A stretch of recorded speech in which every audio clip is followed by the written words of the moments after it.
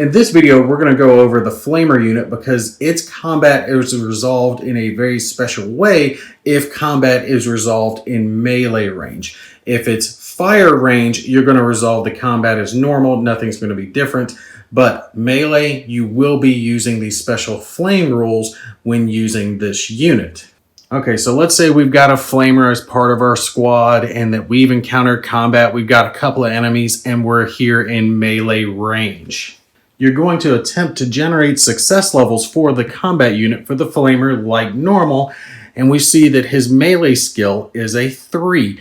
So you would do a random number generation as normal to see how many success levels he gained for that combat skill. Let's say that our Flamer rolled a 4, giving him a single success level for his combat check. Normally, this would apply a single wound for the combat, but since it's a Flamer unit, it's going to be handled a lot differently.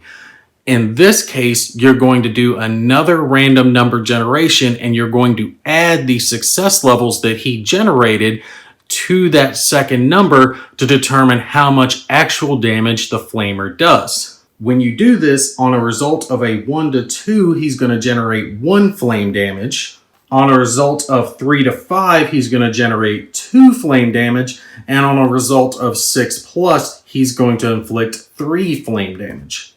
So let's say on our next roll, he got a 3. So 3 plus the first success gives him a total of 4, which means he's going to generate 2 flame damage.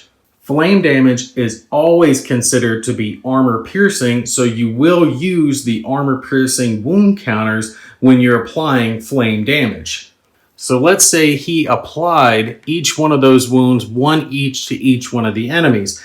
In that case, not only are you applying the wounds, but you will be applying a flame counter as well to the enemies because they can potentially suffer extra wounds from being on fire in later rounds.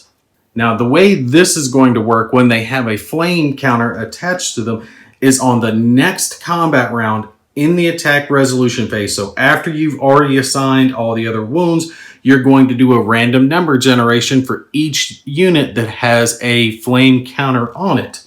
On a result of 2 or less, you'll just simply discard the counter with no additional effect.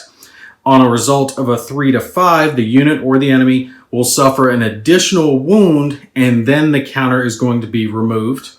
As usual, the additional wound will be armor piercing as well since it is also flame damage. And if you get a 6 or higher, then it's going to suffer 2 additional wounds and the counter is not going to be removed. It will stay on the unit.